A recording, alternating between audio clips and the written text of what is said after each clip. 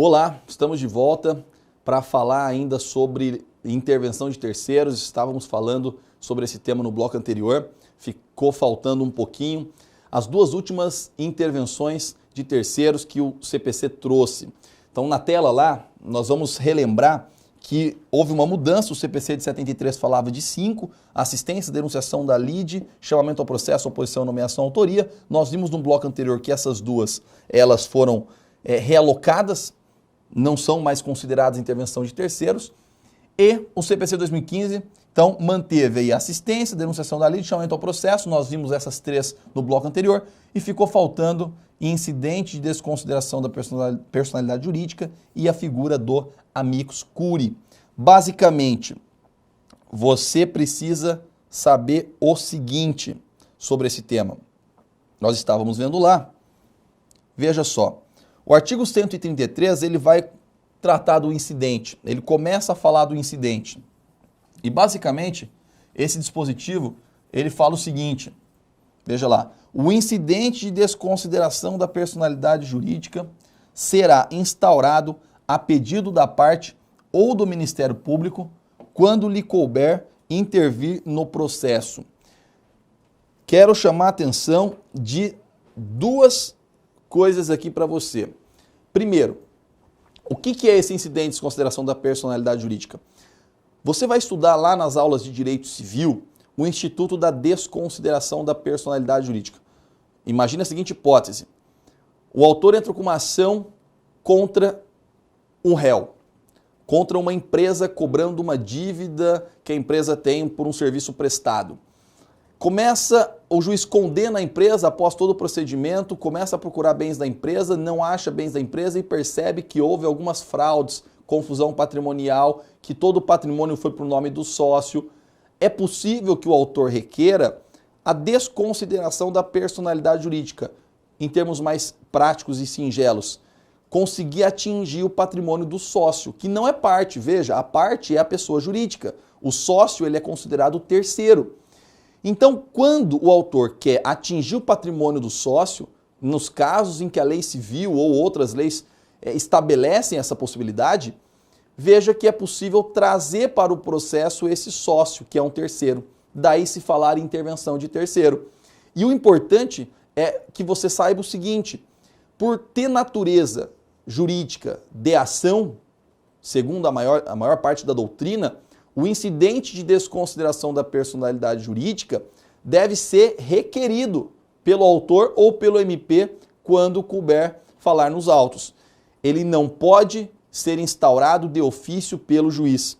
Então, é o que diz mais ou menos o artigo 133. Veja, o incidente de desconsideração da personalidade jurídica, que nada mais é do que esse procedimento que visa permitir contraditório a esse terceiro, que pode ser atingido, será instaurado a pedido da parte ou do MP, quando lhe couber intervir no processo. E detalhe importante, artigo 134, o incidente de desconsideração é cabível em todas as fases do processo de conhecimento, cumprimento de sentença, execução fundada em título extrajudicial.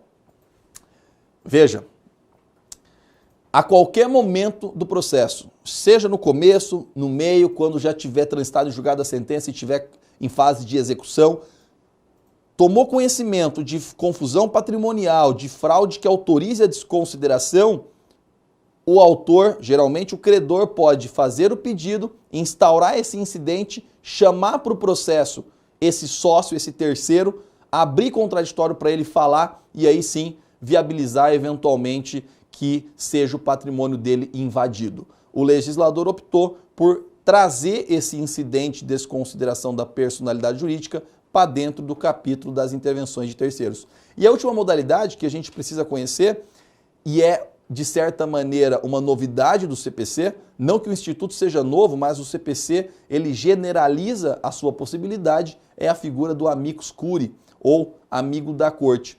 O que é esse amicus curiae? Se a gente for lá no artigo 138, nós vamos perceber o seguinte, vale a pena gastar pouquíssimos minutos e ler umas 3 vezes o artigo 138. Tem grande chance de cair na prova por conta de que se trata de um instituto aí diferente, um instituto novo no que diz respeito à sua generalização. Então o CPC abre as portas para o amicus curiae e passa a ser um tema propício para cobrar em prova. Veja, o juiz ou relator, considerando a relevância da matéria, a especificidade do tema objeto da demanda ou a repercussão social da controvérsia, poderá, por decisão irrecorrível, de ofício ou a requerimento das partes ou de quem pretenda manifestar-se, solicitar ou admitir a participação de pessoa natural ou jurídica, órgão ou entidade especializada com representatividade adequada no prazo de 15 dias de sua intimação.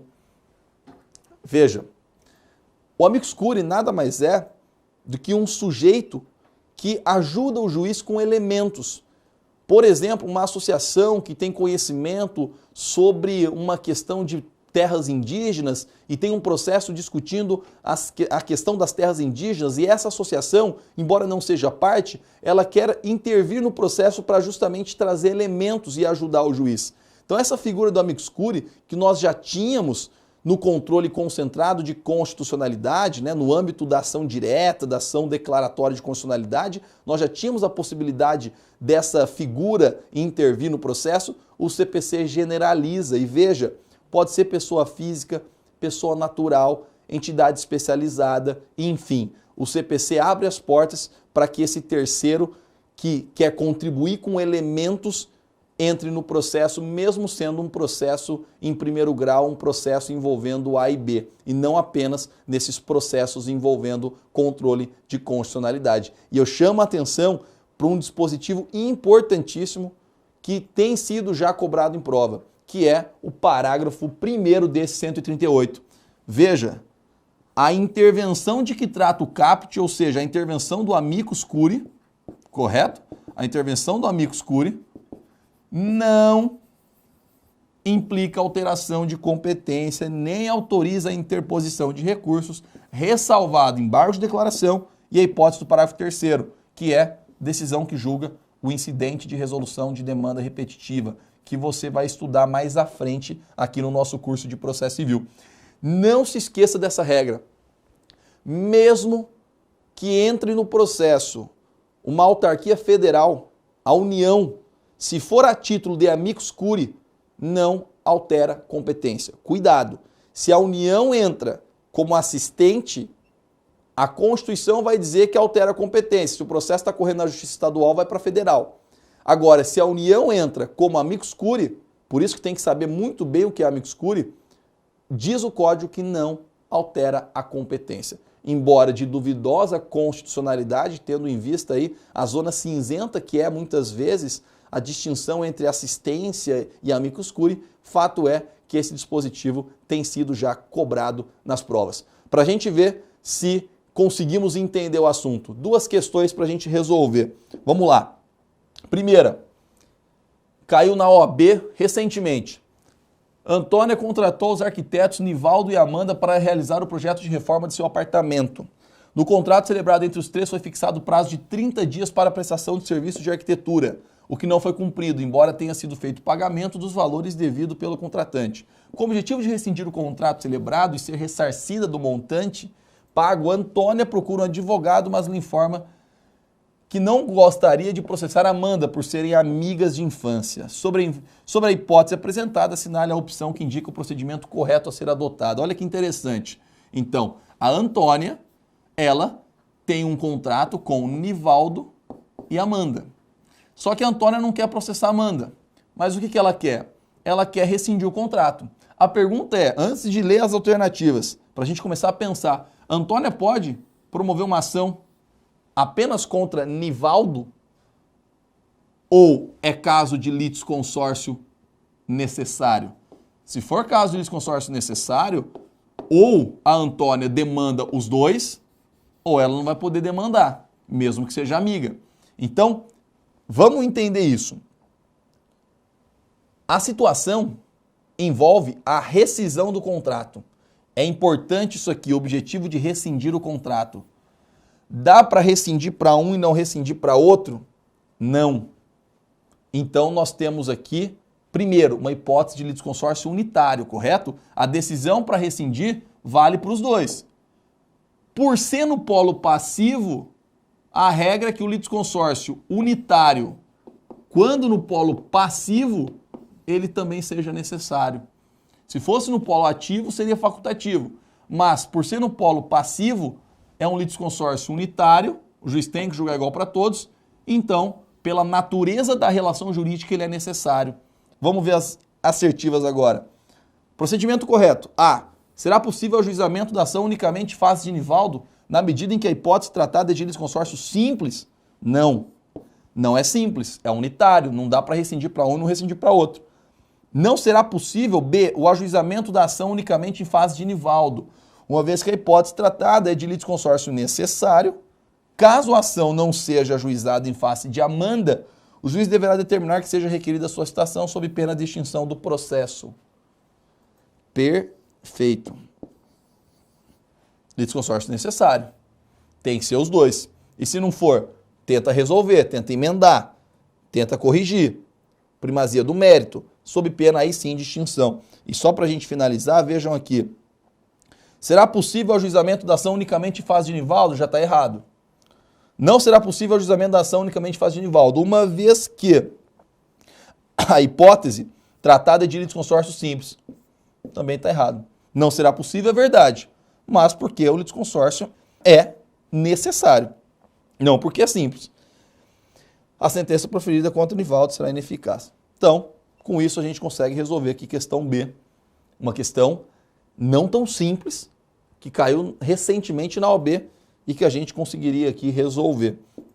Além disso, vale a pena uma questão que também caiu bem recentemente numa das últimas provas de OAB, agora de 2017, questão envolvendo intervenção de terceiros. Veja, Marcos se envolveu no acidente. Barão da motocicleta de Bruno em razão de não ter visto que a pista estava interditada. Bruno ajuizou em fase de Marcos ação de indenização por danos materiais, visando receber os valores necessários ao conserto da sua motocicleta. Marcos, ao receber a citação da ação, entendeu que a responsabilidade do pagamento era da seguradora Confiança. Pessoal, falou seguradora, em virtude de contrato de seguro que havia pactuado para seu veículo antes do acidente. Diante da situação, assinale a alternativa correta. Bruno ajuiza a ação em face de Marcos. Marcos, ele quer trazer para o processo a seguradora. Correto? Pergunto. Que intervenção é essa? A seguradora quer entrar no processo, vai entrar no processo aqui de maneira forçada, é verdade, não espontânea, mas por conta que o Marcos vai demandar contra ela, ela vai entrar no processo. De plano, a gente já pode lembrar da denunciação da lide. Então vamos para as alternativas. Marcos pode promover oposição em face de Bruna? Não. Marcos pode promover denunciação da lide à seguradora? Correto.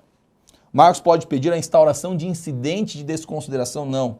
Isso não é para questão de seguradora. Marcos pode promover o chamamento ao processo? Também não. Não é caso de dívida solidária. Então, alternativa B, Marcos pode promover denunciação da lide à seguradora. Tranquilo? Veja que resolvemos duas das mais complexas questões de processo civil da OAB envolvendo litisconsórcio e intervenção de terceiros. Imediatamente vamos para a próxima aula, aula 5, que é sobre atos processuais e dentro dos atos especificamente negócio jurídico processual. O que eu quero que você saiba aqui dentro desse tema. Primeiro, o que é ato processual? Ato processual é aquele que surte efeitos dentro do processo, que gera efeitos dentro do processo. Então, a citação é um ato processual, a contestação é um ato processual, a sentença é um ato processual, a intimação é um ato processual, enfim. Então, quando a gente pensa em ato processual, o que a gente precisa saber? Há atos praticados pelo juiz e há atos praticados pelas partes. Quando a gente pensa em atos do juiz, nós temos que lembrar sempre, porque cai muito em prova, os pronunciamentos judiciais. O juiz pode praticar atos materiais físicos mesmo, de alguma coisa envolvendo papelada no fórum, por exemplo. Mas o que mais interessa são os atos do juiz que envolvem valor. Ele emite juízo de valor. E aí nós temos uma espécie de ato chamado pronunciamentos judiciais. Não se esqueça de uma coisa. pronunciamento judicial em primeiro grau ou nós estamos diante de um despacho, não tem carga decisória. Manifeste-se o réu sobre os documentos juntados pelo autor. Isso é um despacho. Ou nós estamos diante de uma decisão interlocutória, é um ato que tem carga decisória, mas não põe fim ao processo. Ou nós estamos diante de uma sentença. Tem carga decisória e põe fim ao processo. Exemplo, decisão interlocutória. O juiz concede uma liminar. Indefere a produção de prova. E em segundo grau, quais são os pronunciamentos do juiz? Em segundo grau, ou nós temos uma decisão monocrática, quando o desembargador ou o ministro sozinho profere uma decisão, por exemplo, o relator indefere efeito suspensivo, ou nós temos um acórdão, que é o julgamento colegiado. Tudo bem? Então, atos do juiz, especialmente pronunciamentos. Primeiro grau, ou ele dá um despacho sem carga decisória, ou ele dá uma decisão interlocutória, que é uma decisão, mas que não põe fim ao processo, ou ele dá uma sentença, que é uma decisão que põe fim ao processo.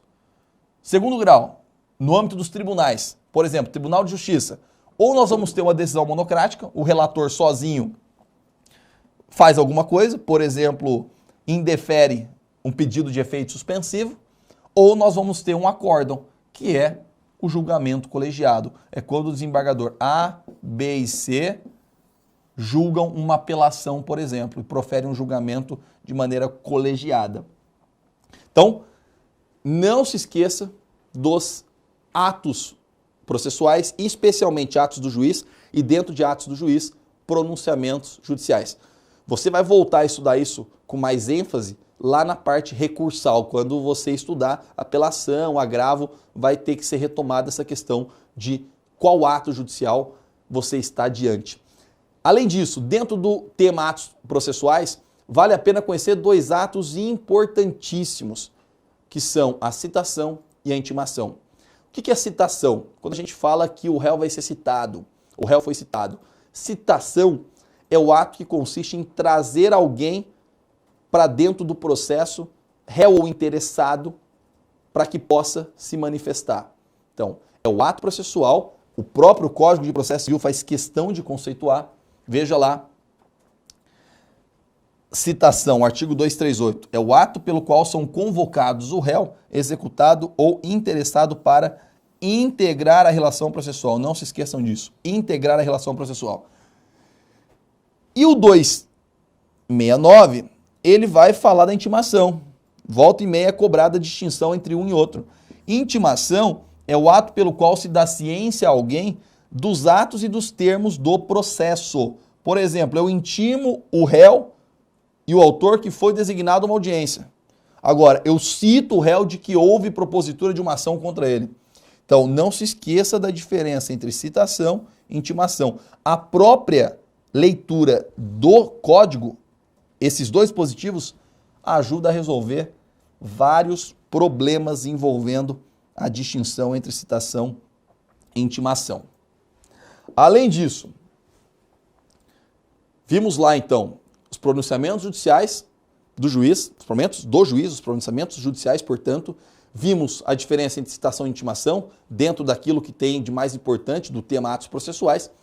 Vale a pena saber que o CPC passa a prever situações envolvendo prática de atos processuais do ponto de vista eletrônico, prática eletrônica, portanto, não que o CPC tenha inaugurado isso, mas o CPC prevê, por exemplo, lá o artigo 213, estabelecendo que a prática eletrônica de atos processuais pode ocorrer em qualquer horário até as 24 horas do último dia do prazo. Isso é importante. Isso é uma regrinha que volta e meia é cobrado ipsis literis, ou seja, integralmente, igual está aqui, é uma assertiva para ver se está certo ou errado. Não se esqueça que se for um processo eletrônico, eu posso praticar o ato, por exemplo, uma contestação, até as 24 horas do último dia do prazo. Falamos aqui 213 dos pronunciamentos judiciais e agora você precisa saber o seguinte, dentro dos atos processuais, ganha também muita importância, além da citação e da intimação, o tema dos prazos processuais. Prazo justamente porque é um tempo para a prática de um ato. E quando a gente pensa em prazo processual, a gente pensa em contestar, em recorrer. E aí vem à tona a seguinte questão: como é que eu conto o prazo?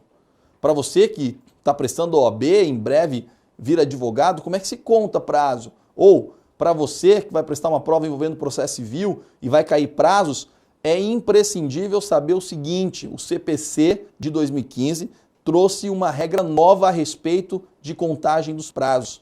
Os prazos processuais contam-se em dias úteis apenas.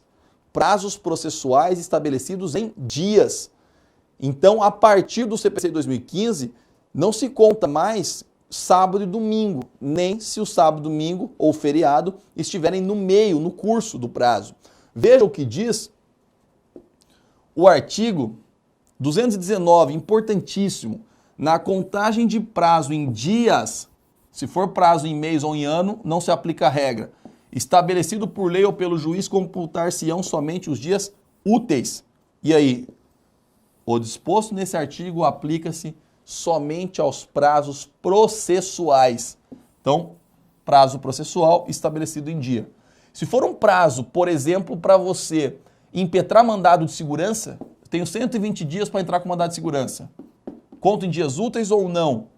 Não, prazo material, prazo decadencial, não é prazo processual. Se for um prazo de 3 meses, não é estabelecido em dias e, portanto, eu não conto em dias úteis. Agora, se for um prazo de 90 dias, foi estabelecido em dias e é processual, eu conto apenas dias úteis. E aí, dentro da ideia de prazo, o 223 é imprescindível. Decorrido o prazo, extingue-se o direito de praticar o ato, de praticar ou de emendar o ato processual, independentemente de declaração judicial, ficando assegurado, porém, a parte provar que não realizou por justa causa. Passou o prazo, perdi o direito de praticá-lo, nós estamos falando de preclusão. Dentro do tema atos processuais, preclusão é importantíssimo. O que é preclusão? A perda da faculdade de se realizar um ato processual. A perda da faculdade de se realizar um ato processual. E aí nós temos espécies de preclusão. Eu posso ter perdido a possibilidade de praticar um ato processual porque o prazo passou, preclusão temporal. Eu posso ter perdido a faculdade de realizar o ato processual porque eu já realizei o ato, eu já contestei, por exemplo, posso contestar de novo, preclusão consumativa. Mas eu posso ter perdido a faculdade de realizar o ato porque eu pratiquei um ato logicamente incompatível com esse que eu quero praticar agora. E daí a gente fala em preclusão lógica. Então nós temos preclusão temporal, perdeu o prazo, preclusão consumativa, já pratiquei o prazo, já pratiquei o ato, ou preclusão lógica, eu havia praticado um ato incompatível com aquele que eu quero praticar. Por exemplo, eu fui condenado por uma sentença em primeiro grau a pagar e eu paguei. Cumpri voluntariamente a obrigação e depois pratiquei o ato chamado recurso. O tribunal poderá dizer que esse ato recursal, esse ato chamado recurso, ele, na verdade, foi praticado de maneira equivocada porque tinha havido a preclusão lógica, já que eu tinha pagado o que eu devia, a obrigação. Então, preclusão temporal, consumativa e lógica. E vale a pena agora, por fim, a gente conhecer esse tema dos negócios processuais. O tema dos negócios processuais, ele é estudado dentro dos atos processuais. Porque, na verdade, negócio processual, em última análise, é uma espécie de ato processual. Está dentro da teoria geral dos atos processuais, só que é um ato processual um pouco peculiar.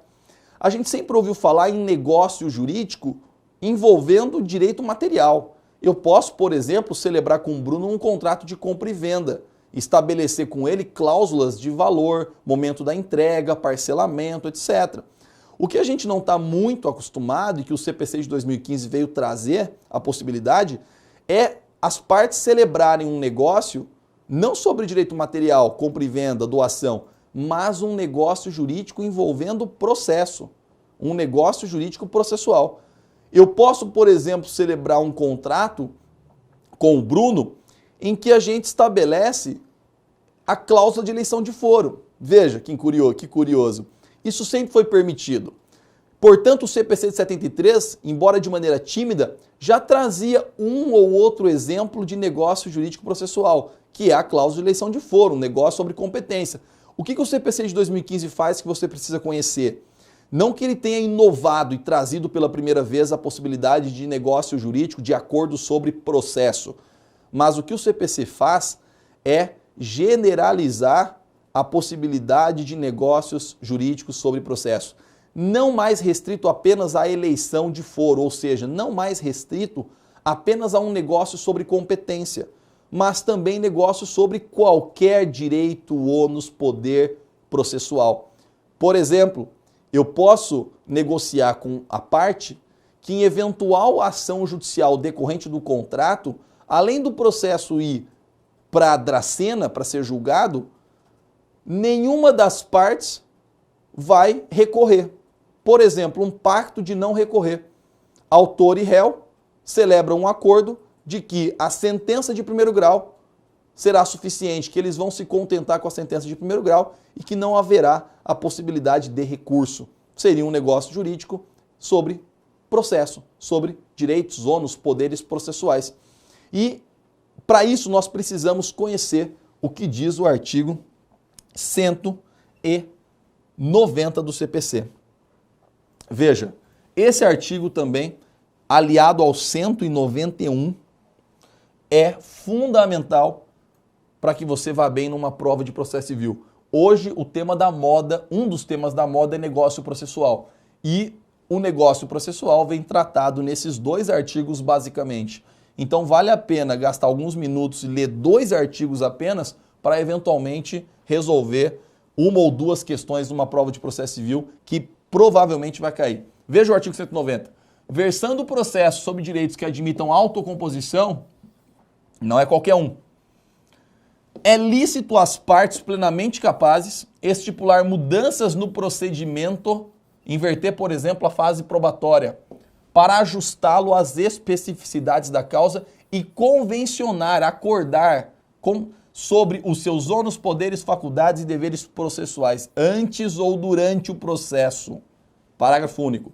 De ofício ou a requerimento, o juiz controlará a validade das convenções previstas nesse artigo, recusando-lhes a aplicação somente nos casos de nulidade ou de inserção abusiva em contrato de adesão, ou em que alguma parte se encontre em manifesta situação de vulnerabilidade.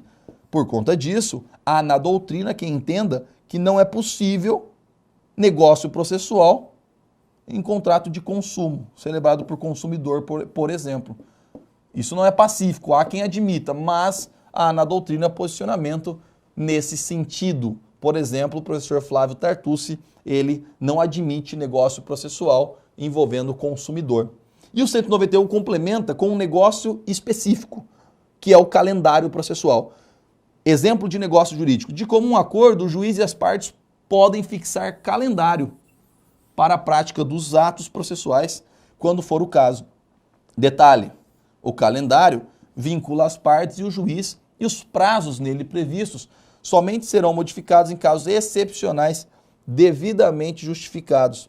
E aí é interessante o parágrafo 2º que fala, e essa talvez seja a grande utilidade do calendário processual, dispensa-se a intimação das partes para a prática de ato processual ou a realização de audiência cujas datas tiverem sido designadas no calendário.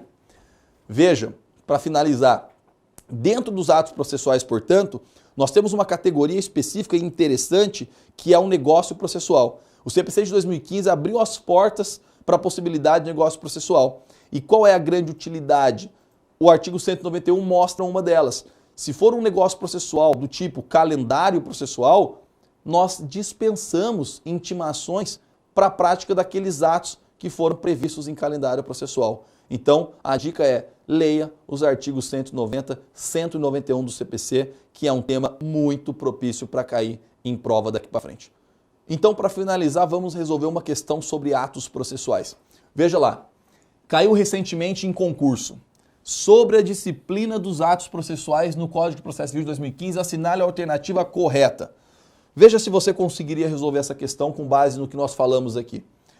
A. O juiz pode conhecer de ofício da nulidade de convenção processual inserida em contrato de adesão quando houver situação de vulnerabilidade.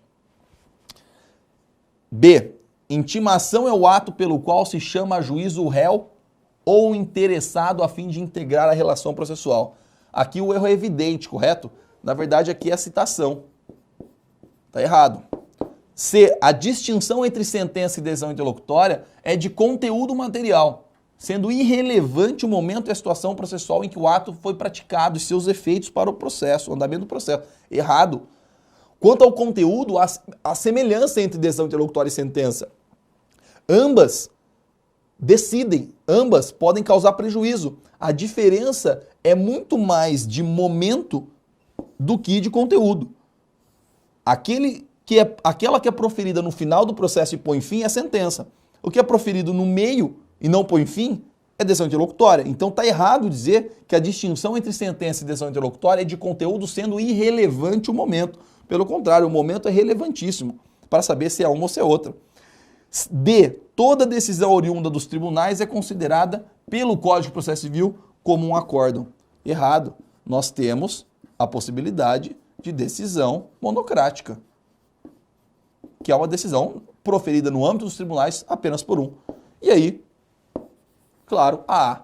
O juiz pode conhecer de ofício da nulidade de convenção processual, inserindo em contrato de adesão, quando houver situação de vulnerabilidade, exatamente o que traz o CPC lá no seu parágrafo, que a gente acabou de ver, o parágrafo segundo, ou melhor, o parágrafo único do artigo 190. Veja, transcrição literal do CPC. Então é isso, veja também que é possível tranquilamente resolver questão envolvendo ato processual com base no que nós falamos aqui. Então, voltamos em breve, dando continuidade ao estudo do direito processual civil. Obrigado pela atenção.